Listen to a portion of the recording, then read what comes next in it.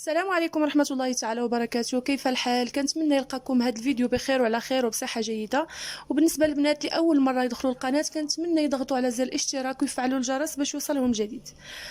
وكيف ما كتشوفوا البنات اليوم حاطه هاد المقادير ولا هاد الحويجات اللي هنايا. بغيت نصايب واحد السيجار مالح اللي كيجي ساهل وبسيط، وصراحة كله فوائد. كيف ما كتشوفوا فيه الخضر واللحم مفروم.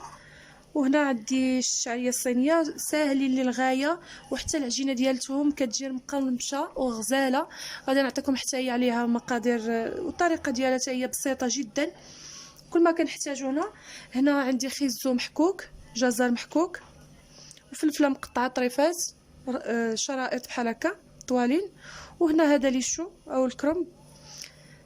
هادو هما اللي كنحتاج، وبامكانكم تضيفوا لا عندكم كورجيت حتى هي كتجي مزيانه. وهنا الشعريه الصينيه درتها في الماء سخون حتى طلقات كيف ما كتشوفوا. وعندي واحد الكوزه او جوز طيب. وهنا اللحم مفروم، كفته، البصله مشلضه، ومعدنوس. هادشي اللي كنحتاج. وهنا عندي جوج بصلات ديال العطريه كيف ما كتشوفوا، كل واحد غادي نديرو في بلاصه. وما عنديش فيه بزاف، ما كنكثرش العطريه في هاد المملحات. دايره شويه د الملح، البزار السودانيه وتحميره. هادو غادي نضيفهم هنا الخضره، ونفس المقادير هنا في اللحم او الكفته. وغادي نبدا ان شاء الله.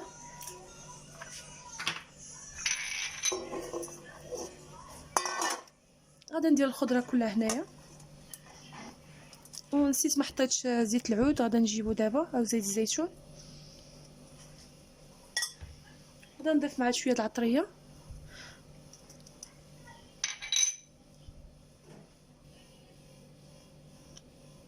نضيف غير شويه باش تشحر هاد الخضيره.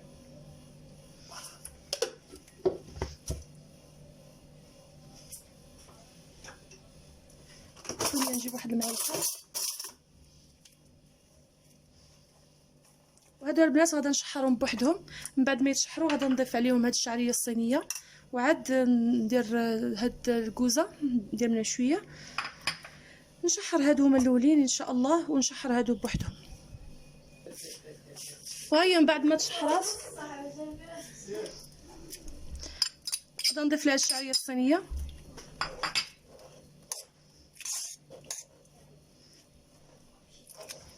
حقاش هي اصلا غتكون طيبه، حقاش درتها في الماء سخون.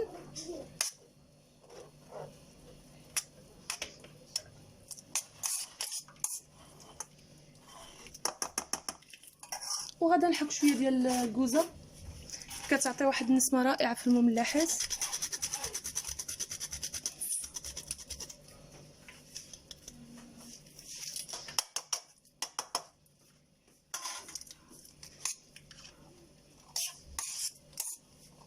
وغادي نخلي هذه تبرد، نخليها تبرد شويه بما وجدت الاخرى ديال اللحم الكبسه. حتى هي غادي نشحرها بهاد العطريه هذه في نفس المقله. غادي نحيدها ديال نحطها في الطبسيل، وغادي نشحرها في نفس المقله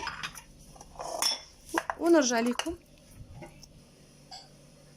البنات. ونظرا لضيق الوقت انا هنا عجنت العجينه ديالي اللي فيها الفورس القياس اللي بغيتو، ولا على حساب عدد الاشخاص ولا الحشوه.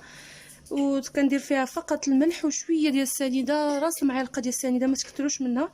وعجنتها عجينه ديال المسمن عاديه كما كتشوفوا، كتولي رطبه وزوينه. وهنا غادا نشكل منها كويرات صغار.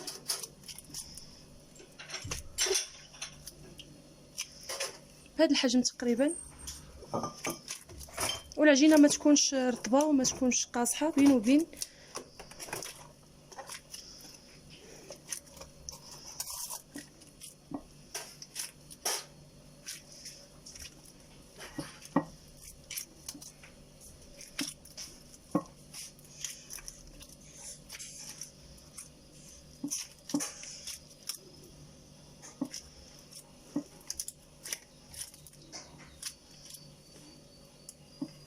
الحشوه طيبتها موجوده.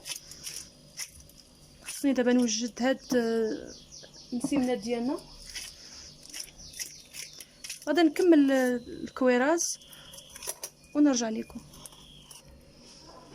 وهنا غادا نشكل هاد المسمنات، غادا نورقهم كيف ما كتشوفوا. كنورقوهم مزيان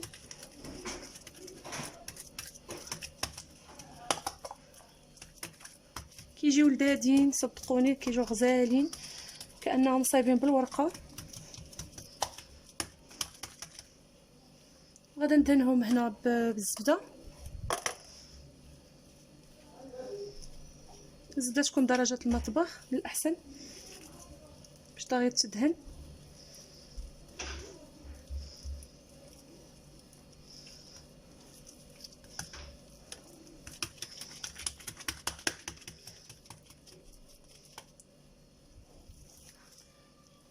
غادي نشكلهم على شكل مسمنه مربعه.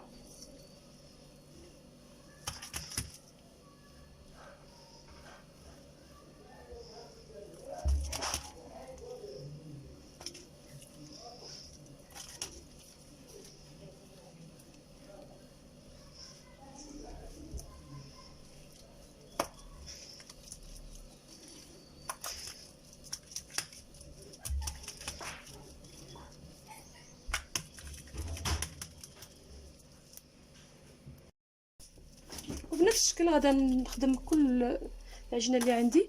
غادا ندير عاوتاني شويه الزبده.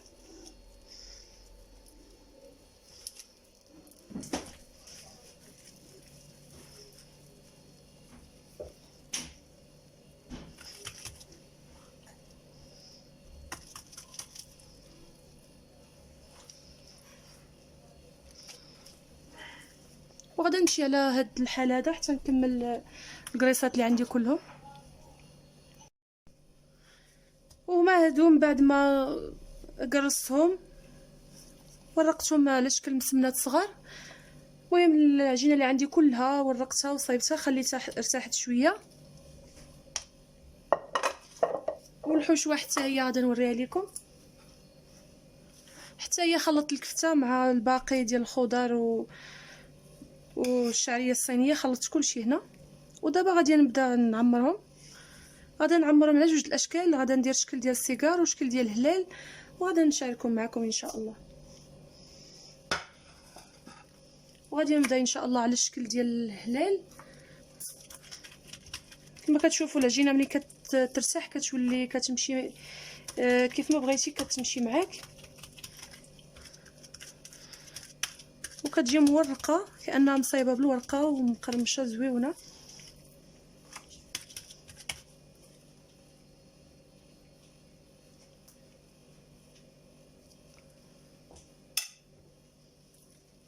غادي نخدموا على هذا الشكل. غنحاول انني نسد لهاد الجناب باش ما تخرجش الحشوه.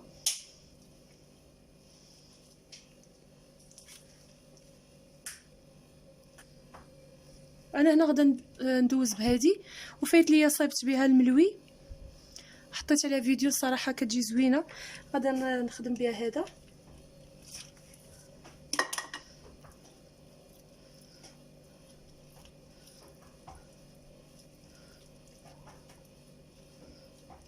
كيف ما كتشوفوا الشكل ديالها كيجي زوين، كيعطي شكل مزيان. غادا نحطها في الطاوه وغادا نصايب واحده اخرى عاوتاني مسابين ما كيتعطلوش وكيجيو الصراحه زوينين. كنتمنى انكم تجربوهم وغادي يعجبوكم، خصوصا انهم ساهلين. والكفته يمكن لك تعوضيها بكفته ديال الدجاج، ولا ديروا حوت، لا اللي بغيتو يمكن لكم تعوضوا به.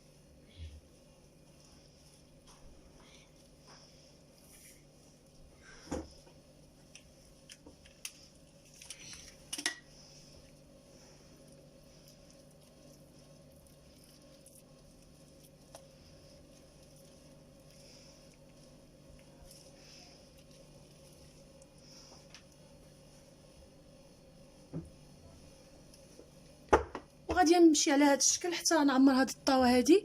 وعاد غادي نخدم معكم شكل اخر، غنديروا شكل سيجار طويل عادي.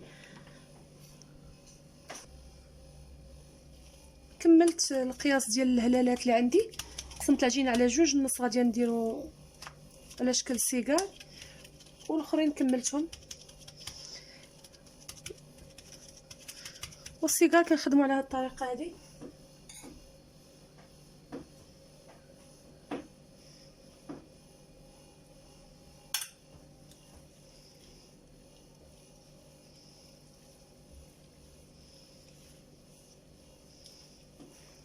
شكل ساهل.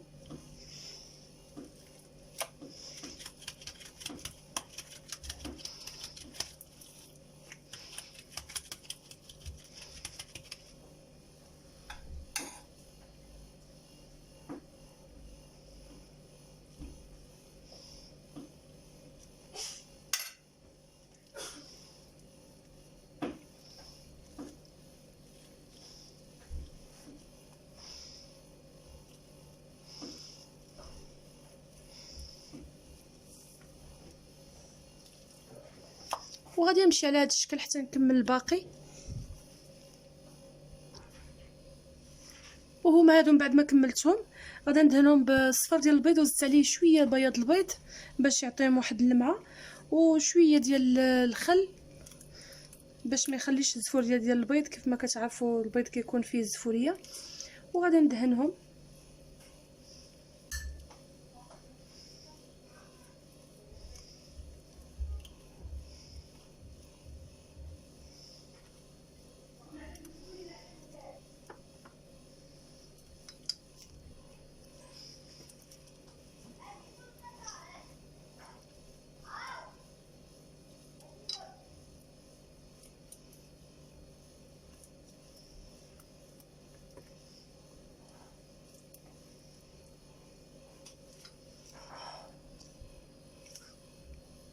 وغادا نغير المنظر ديالهم شويه، غادا نرش عليهم الخشخاش، والاخرين غادا ندير عليهم جلجلان. يمكنكم ما ديروا حتى حاجه الا ما بغيتوش، فقط غير كيعطي واحد المنظر زوين.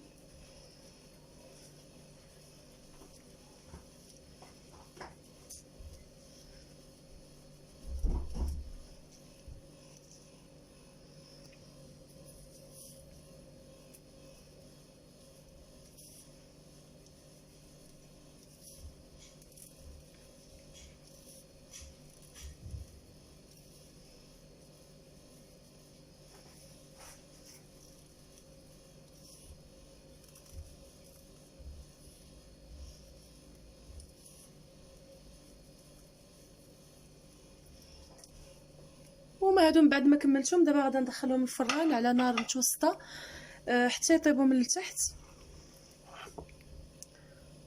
قربينكم تشوفوا الا بانوا لكم مزيان. غادي يطيبوا من التحت حتى يشدوا ريوسهم مزيان، وعاد غادا نشعل عليهم من الفوق باش يتحمروا، ونرجع لكم ان شاء الله من بعد ما يطيبوا. البنات رجعت لكم بالطبق النهائي. كيف ما كتشوفوا الشكل ديالو كيشهي، والمذاق وحتى التقرميشه ديالها غادي نوري لكم شي وحيده.